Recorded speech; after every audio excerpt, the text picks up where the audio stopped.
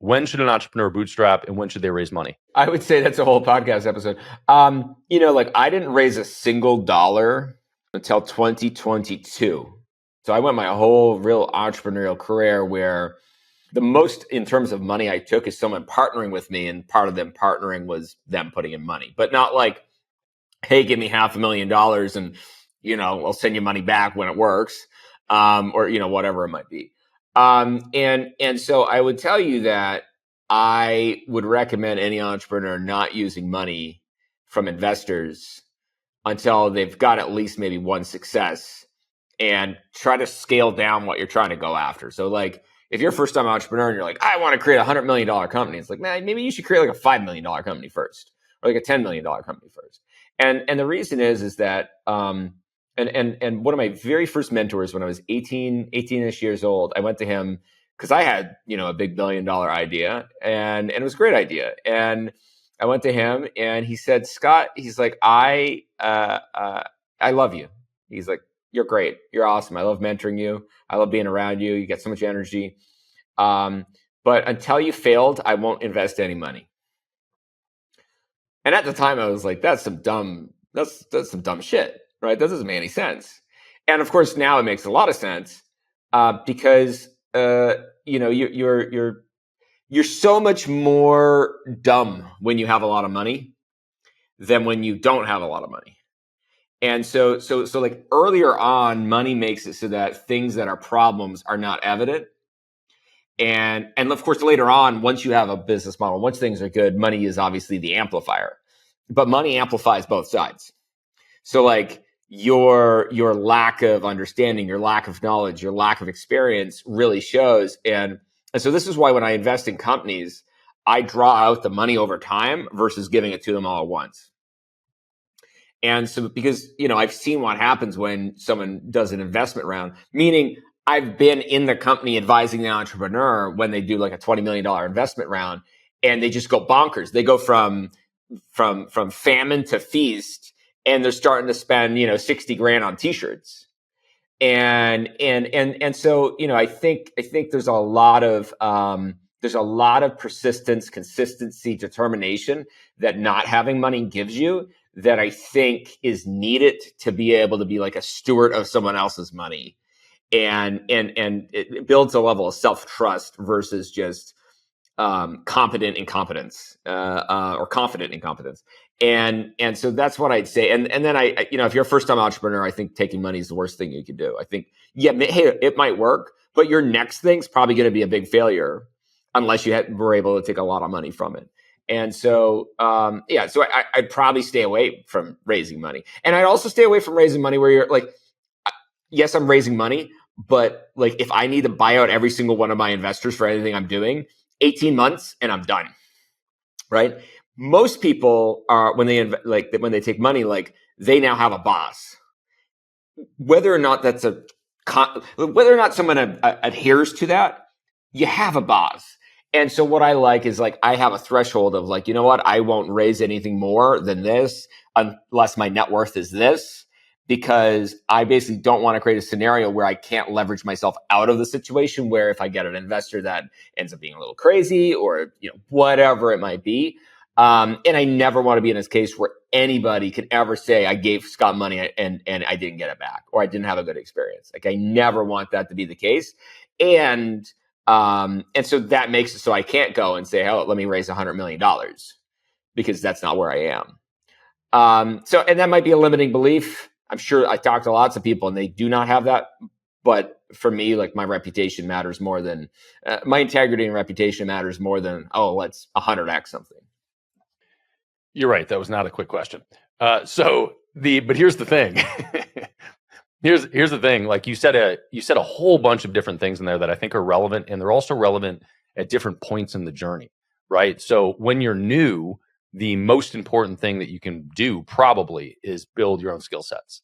And I think what you said is, if you have a lot of money, you can sort of mask problems without really working through them. You can throw more money at it, but never really learn the lesson. And it might just end up working because you threw money at it, but it doesn't mean you actually solved the problem. And the lesson will probably, not always, but the lesson will probably come later, and it will be more painful than it was when it was a small problem, because it can mask a problem that festers and turns into something much larger. And so you want to, having money to solve problems, obviously that's part of business, but earlier on, sub a couple million a year, it's very, very, very important that you get good at actually solving the problem versus just bypassing the problem, which is what I see most people do. And then it just comes back up 3 years later, or when you go to exit, they're like, oh, we didn't really solve this problem. And now your valuation is tanked, and all these different types of things that happen.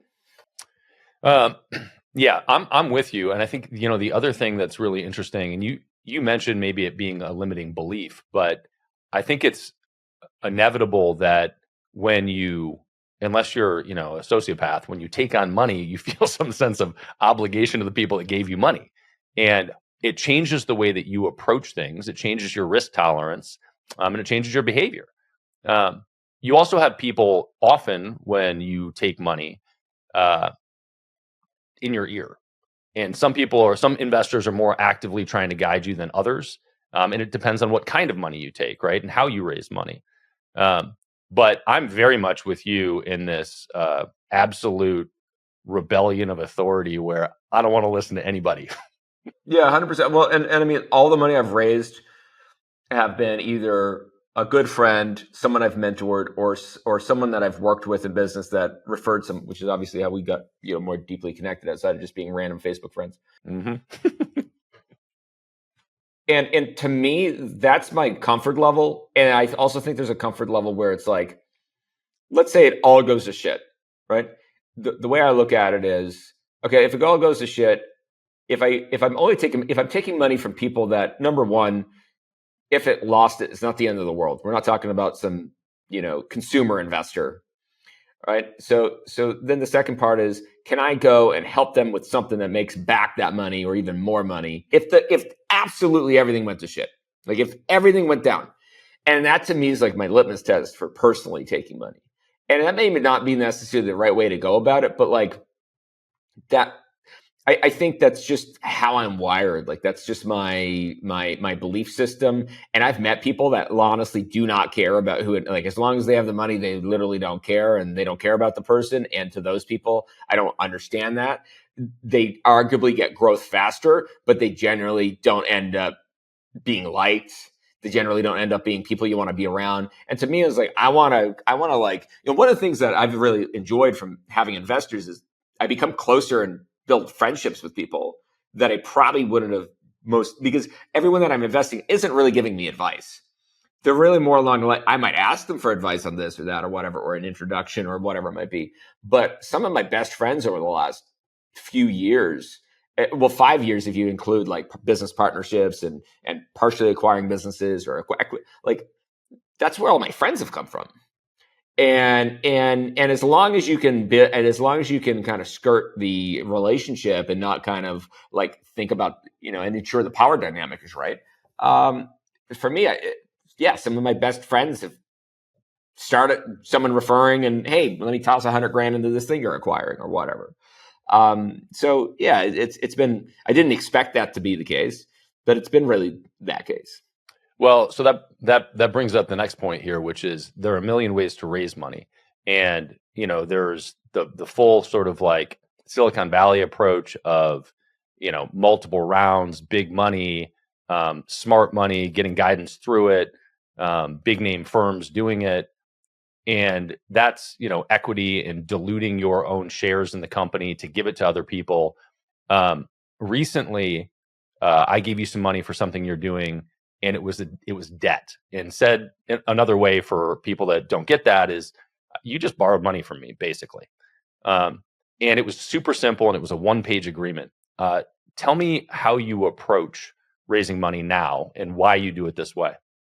So I do it that way for a few reasons. Number one, as you said, it's very simple. I don't have someone, if I go to somebody and I'm like, hey, let equity, as soon as I say, hey, equity, it's going to be a 3 to 6 month conversation. All right, because they want to know what they're getting themselves in. Because for all intents and purposes, most of the time when you buy equity in a business, you're never going to see $1 of that until it sells. And the chances of a business selling at a good multiple is statistically pretty low. Even though I might be a maverick at scaling businesses, it might statistically pretty low. The second part is it gives me a lot of flexibility, right? Like, let's say, all the businesses I'm in, some are going to be losers, some are going to be winners, some are going to be a jackpot. And so it gives me some ability to have a little bit more control. If this isn't going good, I have the ability to, it's a starting point to build trust, to be like, hey, do you want to come in on this other business in equity after you've seen kind of how I'm managing things? Do you want to put in more into this business or that business or whatever it might be?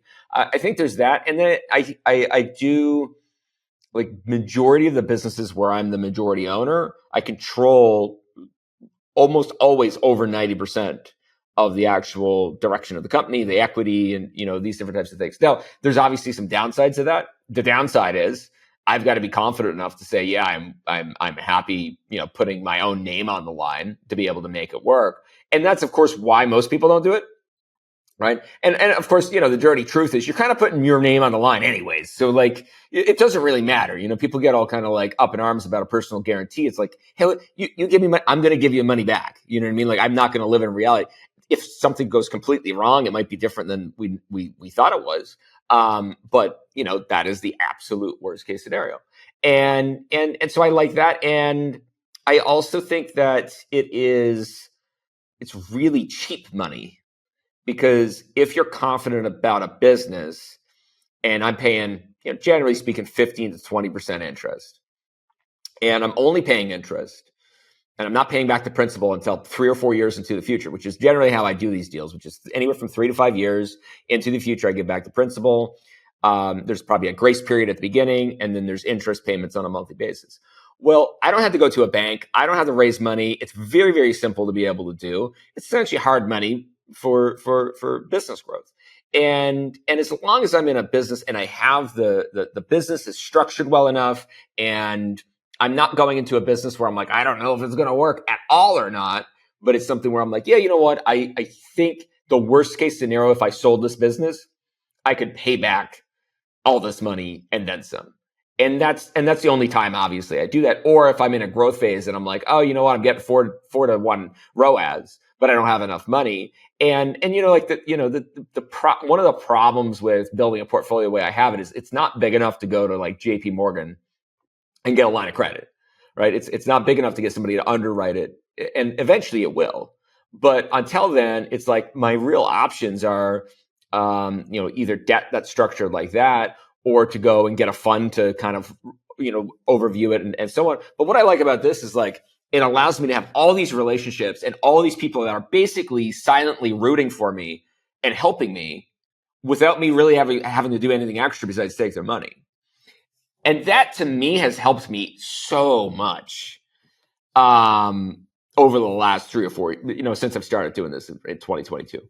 And so there's that. And to, also say, majority of the deals and majority of things that I'm in my portfolio, I don't have a majority ownership. I actually stay more to under 25% ownership in something. And when I do, let's say debt on that, I'm actually helping the entrepreneur in that business raise the debt to apply that money to generally growth. So to transition the question to a portfolio, I'd say 25% I fully own, 75% I'm an under 25% owner. And I do that because there's only so many businesses you can own and kind of think about outside of just advising. Yeah, no, I agree with you.